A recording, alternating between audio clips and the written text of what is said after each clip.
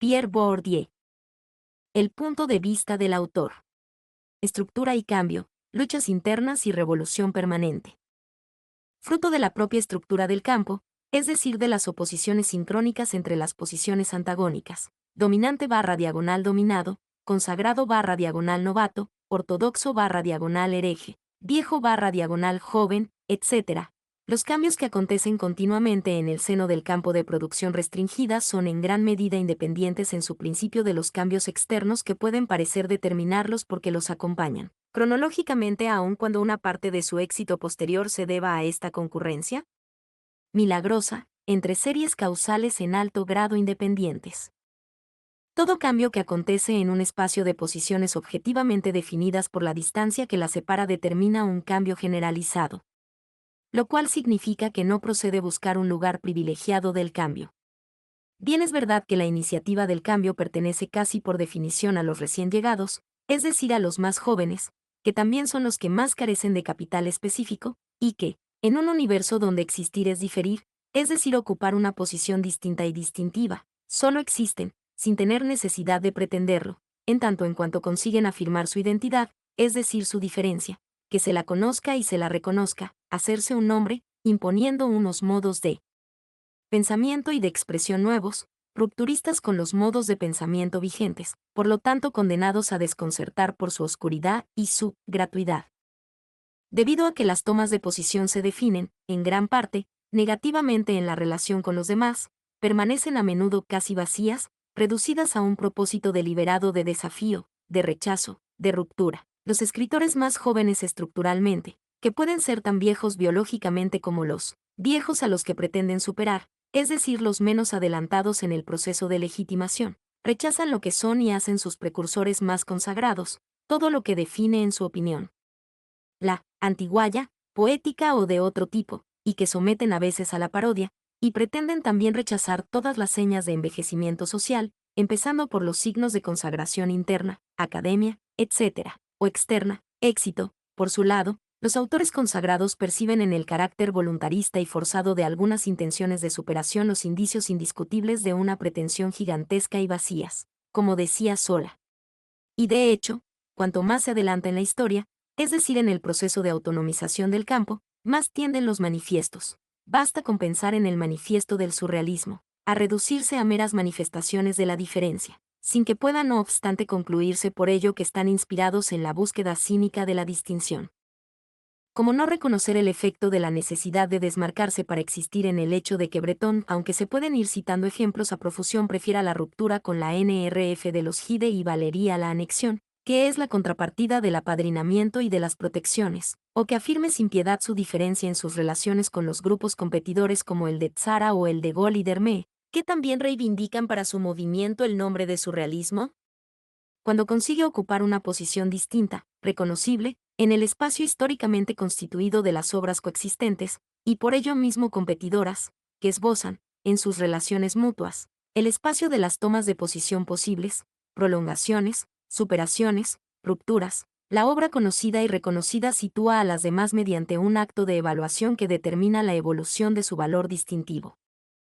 Habría que rehacer, en esta perspectiva, la historia de los movimientos poéticos que sucesivamente se han ido alzando contra las encarnaciones sucesivas de la figura ejemplar del poeta, Lamartine, Hugo, Baudelaire o Mallarmé, y, basándonos en los grandes textos constitutivos y legislativos, prefacios, programas o manifiestos, tratar de redescubrir la configuración objetiva del espacio de las formas y de las figuras posibles o imposibles tal como se presentaba ante cada uno de los grandes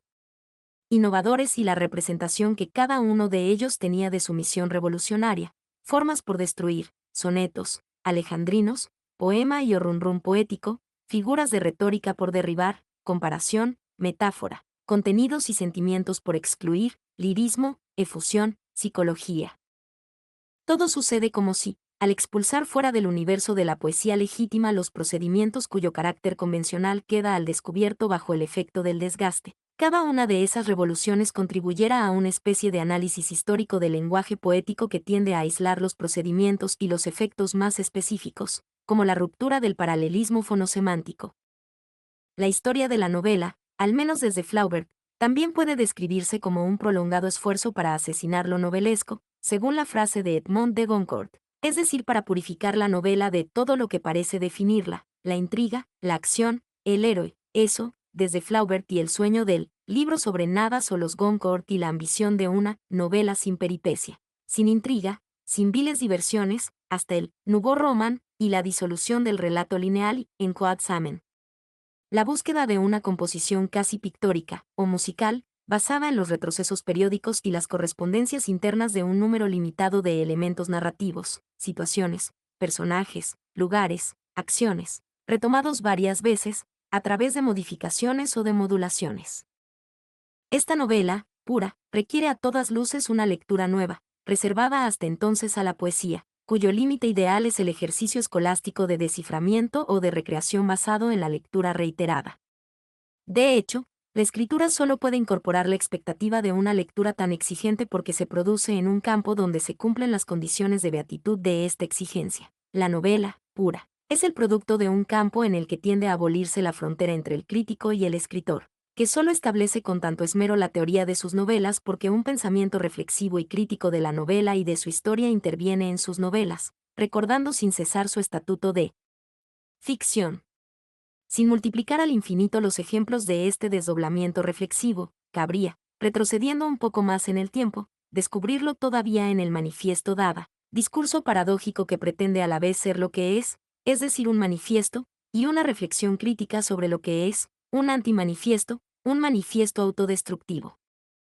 De igual modo, René Leibovitz describe la obra revolucionaria de Schoenberg, Berg y Webern como el producto de la toma de conciencia y la puesta en práctica sistemática y, según su propia expresión, ultra consecuentes de los principios inscritos en estado implícito en toda la tradición musical, todavía presente en su totalidad en unas obras que la superan realizándola en otro registro. Destaca así que, al apoderarse del acorde de novena, que los músicos románticos solo utilizaban ya en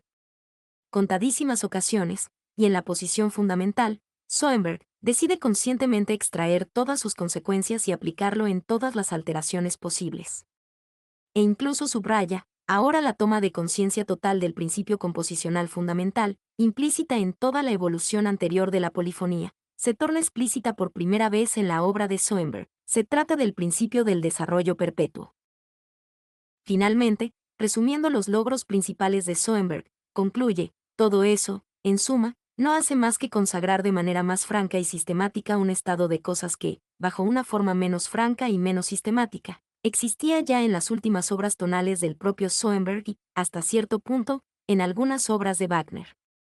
¿Cómo no reconocer en ello una lógica que ha hallado su expresión más ejemplar en el caso de las matemáticas?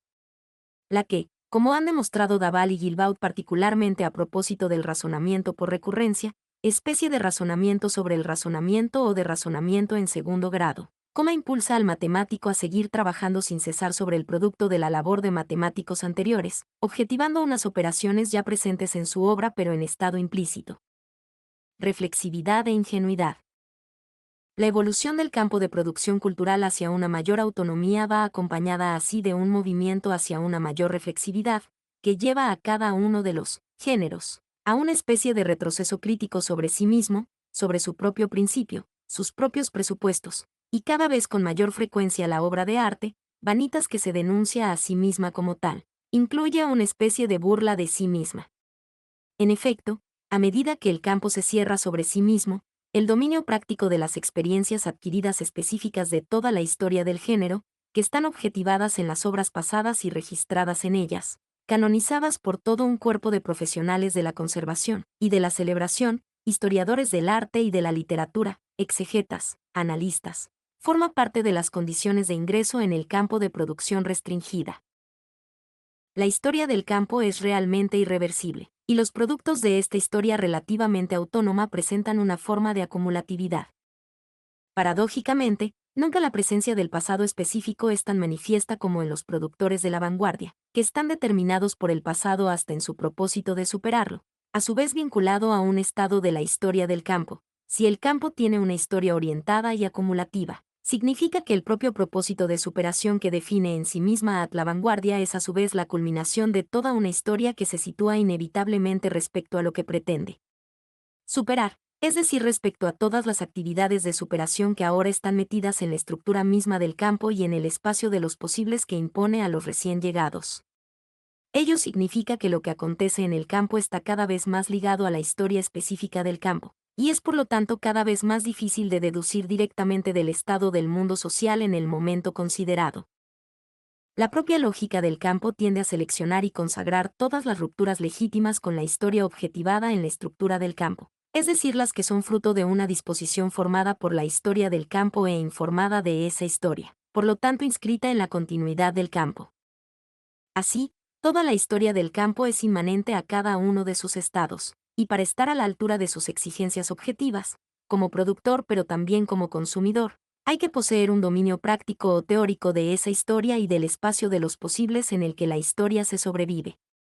El derecho de entrada que todo recién llegado tiene que satisfacer no es más que el dominio del conjunto de las experiencias adquiridas que fundamentan la problemática vigente.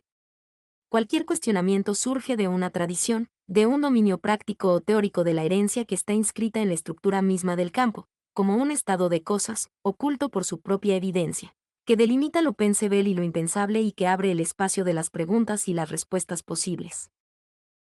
Un ejemplo particularmente claro nos los proporciona el caso de las ciencias más avanzadas, donde el dominio de las teorías, de los métodos y de las técnicas es la condición de ingreso en el universo de los problemas que los profesionales coinciden en considerar interesantes o importantes. Paradójicamente, la comunicación entre los profesionales y los profanos no ha sido nunca sin duda tan difícil como en el caso de las ciencias sociales, donde la barrera en la entrada es socialmente menos aparente. La ignorancia de la problemática específica que históricamente se ha constituido en el campo y respecto a la cual las soluciones presentadas por el especialista adquieren su sentido, lleva a considerar los análisis científicos como respuestas a preguntas de sentido común, a interrogaciones prácticas, éticas o políticas, es decir, como opiniones, como ataques, las más de las veces, debido al efecto de revelación que producen. Esta alodoxia estructural viene impulsada por el hecho de que siempre se encuentran, en el seno mismo del campo, ingenuos, no necesariamente inocentes, que, a falta de ostentar los medios teóricos y técnicos de dominio de la problemática vigente, importan en el campo problemas sociales en estado bruto, sin someterlos a la transmutación necesaria para constituirlos como problemas sociológicos, confiriendo una ratificación aparente a la problemática endóxica y en las más de las veces política que los profanos proyectan sobre las producciones científicas. En el campo artístico llegado a una fase avanzada de su evolución, no caben quienes ignoran la historia del campo y todo lo que ésta ha engendrado, empezando por una relación determinada, absolutamente paradójica, con la herencia de la historia. Una vez más el campo construye y consagra como tales a aquellos a los que su ignorancia de la lógica del juego designa como ingenuos. Para convencerse de ello, basta con comparar metódicamente esa especie de pintor objetos que es el aduanero Rousseau, enteramente, hechos por el campo del que es totalmente dependiente, y aquel que habría podido descubrirlo, fue el inventor de Brisset, al que llamaba el aduanero Rousseau de la filologías, Marcel Duchamp, creador de un arte de pintar, que implica no solo el arte de producir una obra, sino el arte de producirse como pintor. Sin olvidar que estos dos personajes, provistos ambos de propiedades tan antitéticas que a ningún biógrafo se le ocurriría compararlos, comparten por lo menos el hecho de existir como pintores para la posteridad tan solo debido al efecto de la lógica absolutamente particular de un campo que ha alcanzado un alto nivel de autonomía y que está habitado por una tradición de ruptura permanente con la tradición estética. El aduanero Rousseau carece de biografía, en el sentido de historia de una vida digna de ser contada y transcrita, humilde y formal funcionario, enamorado de Eugenie Leonie V, dependienta en L. Economie Menagere. Sus únicos clientes son personas modestas que concedían poco valor a sus cuadros. Unos rasgos que tienen aires de parodia y que convierten a este personaje de Courteline o de la Biche en la víctima idónea de las crueles escenas de consagración burlesca que montaban sus amigos. Pintores como Picasso o poetas como Apollinaire, y cuyo carácter paródico probablemente no se le escapaba del todo. Sin historia, carece también de cultura y de oficio. Debuta a los 42 años y debe de hecho a la Exposición Universal de 1889 lo esencial de su formación estética. Las opciones por las que se decanta, tanto en lo que al tema como a la forma se refiere, se presentan como la realización de una estética popular o pequeño burguesa o la que se expresa en la producción fotográfica corriente, pero orientada por el propósito profundamente alodóxicos de un admirador de los pintores académicos. Clement Bonnat Jerome, cuyas escenas mitológicas y alegóricas cree estar imitando, la leona encontrándose a un jaguar, el amor en la jaula de las fieras, San Jerónimo dormido sobre un león. Estas admiraciones académicas no son sin duda ajenas a la relación con los estudios secundarios iniciados, es decir, precozmente interrumpidos, del aduanero.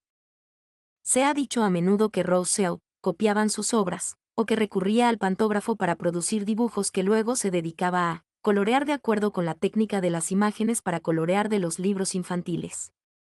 También se han identificado muchos originales y copias suyas en publicaciones populares, revistas ilustradas, ilustraciones de folletines, en particular La Guerre, álbumes para niños, fotografías, en particular Los artilleros del Guggenheim Museum, Una boda campesina, La carreta del tío Junit. Pero se ha insistido menos en que el conjunto de los rasgos temáticos y estilísticos de su obra son los de la estética, que se expresa en la práctica fotográfica de las clases populares o de la pequeña burguesía, menudo situados en el centro de la imagen, según una frontalidad rígida y a veces brutal. Muchacha de rosa, Filadelfia, los personajes están dotados de todos los emblemas y símbolos de su estado, que con el título, más o menos siempre presente, tienen que dar cuenta de la razón de ser del cuadro.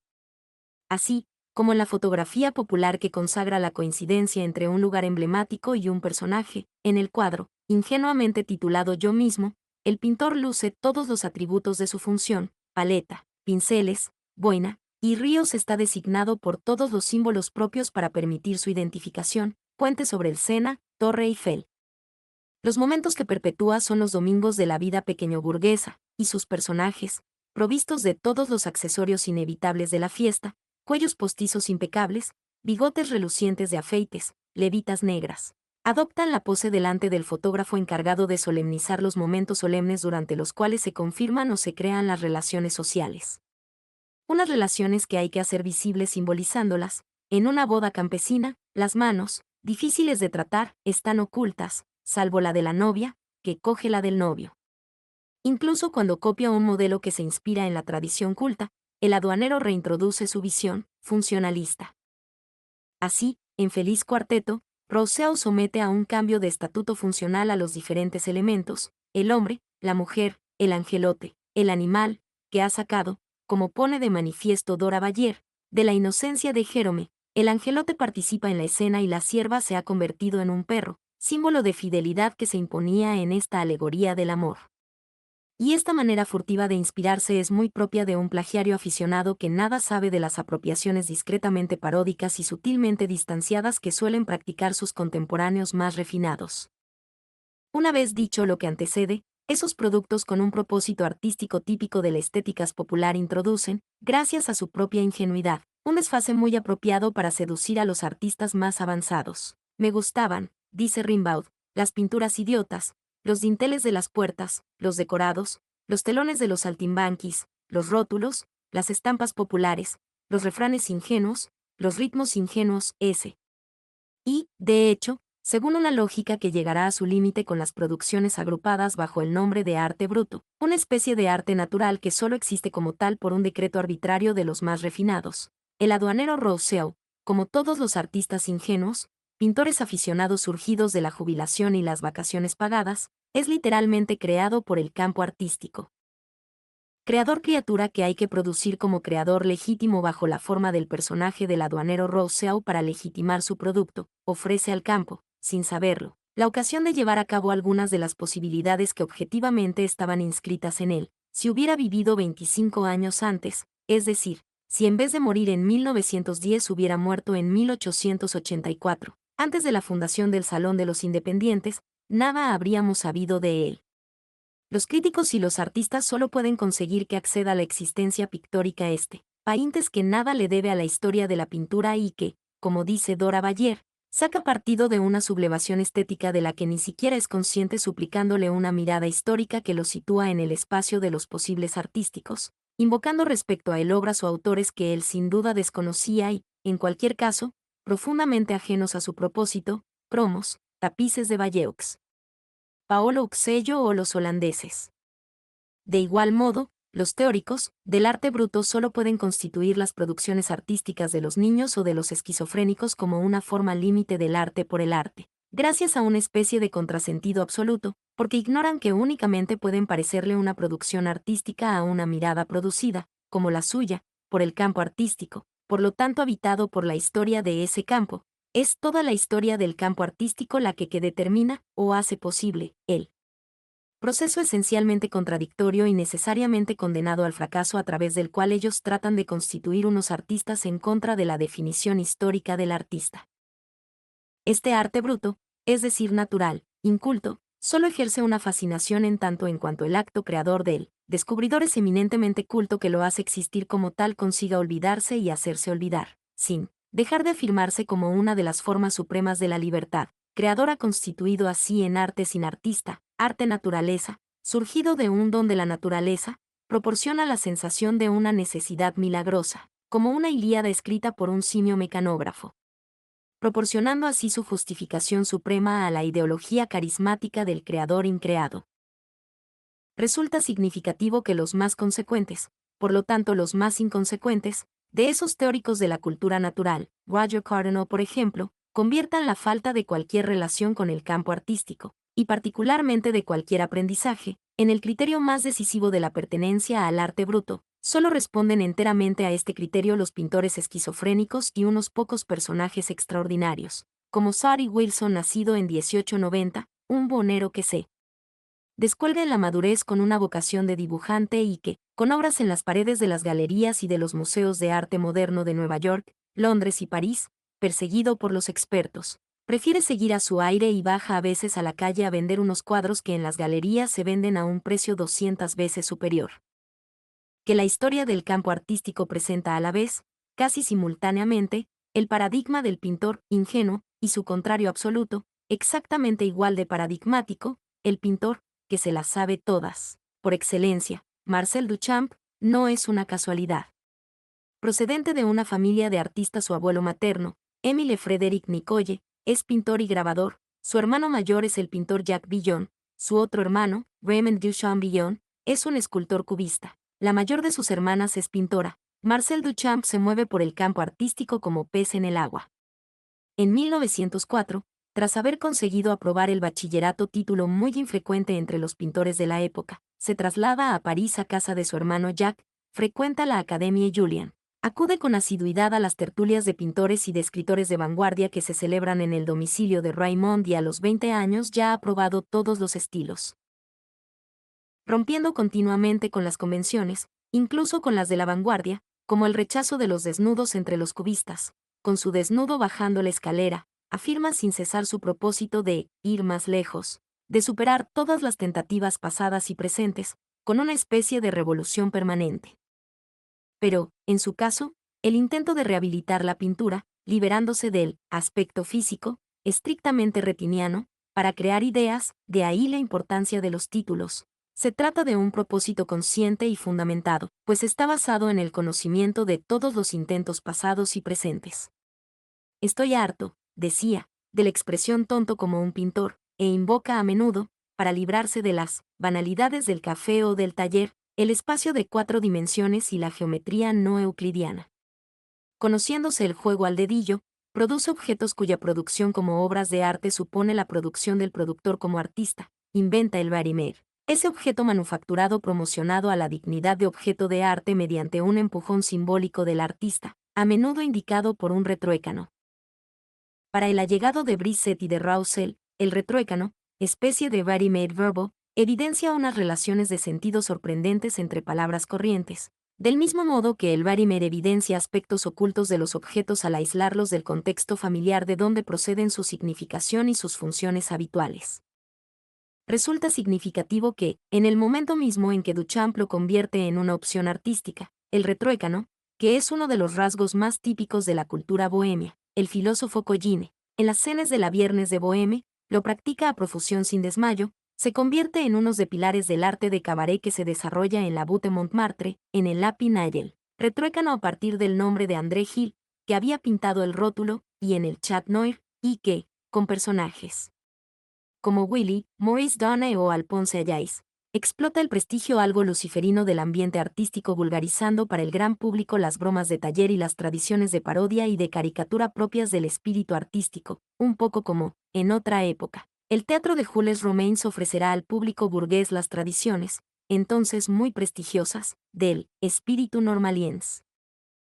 Recientemente, el periódico Liberation, fruto de las secuelas del movimiento estudiantil de 1968, ha vulgarizado para uso de un amplio público con pretensiones o aspiraciones intelectuales los juegos de palabras intelectuales, que habían alcanzado su forma legítima con los autores más nobles del momento, como Jack Lacan, al tiempo que presentaban una modalidad sin sello ni firma del estilo de vida intelectual. Por la libertad algo provocadora con la que afirma el poder discrecional del creador, por la distancia de la que hace gala el productor respecto a su propia producción. El ready-made se sitúa en las antípodas de los ready-made asistidos, pero vergonzantes del aduanero Rousseau, que oculta sus fuentes. Pero sobre todo, como buen jugador de ajedrez que, dueño de la necesidad inmanente del juego, puede inscribir en cada jugada la anticipación de las jugadas sucesivas que va a poner en marcha. Duchamp prevé las interpretaciones para desmentirlas o desbaratarlas, y cuando, como en La novia desnudada por sus solteros, introduce símbolos míticos o sexuales, se refiere expresa y conscientemente a una cultura esotérica, alquímica, mitológica o psicoanalítica. Virtuoso en el arte de jugar con todas las posibilidades que ofrece el juego, simula que retorna al mero sentido común para denunciar las interpretaciones rebuscadas que los críticos más escrupulosos han dado de sus obras, o bien deja que planea la duda, mediante la ironía o el humor, sobre el sentido de una obra deliberadamente polisémica, acentuando de este modo la ambigüedad que produce la trascendencia de la obra respecto a todas las interpretaciones, incluidas las del propio autor. Saca metódicamente partido de la posibilidad de una polisemia deliberada que, con la aparición de un cuerpo de intérpretes profesionales, es decir, profesionalmente determinados a encontrar sentido y necesidad, a costa de una labor de interpretación o de sobreinterpretación, se hallaba inscrita en el propio campo y, con ello, en el propósito creador de los productores. Se comprende que se llegara a decir de Duchamp que era el único pintor que se ha hecho un lugar en el mundo del arte tanto por lo que no ha hecho como por lo que ha hecho el rechazo a la pintura, marcado por el retiro tras el inacabamiento del Gran Paso, 1923, se convierte así, a título de actualización del rechazo dada de separar el arte de la vida, en un acto artístico, tal vez incluso en el acto artístico supremo, semejante en su importancia al silencio contemplativo del pastor del ser. Heideggeriano.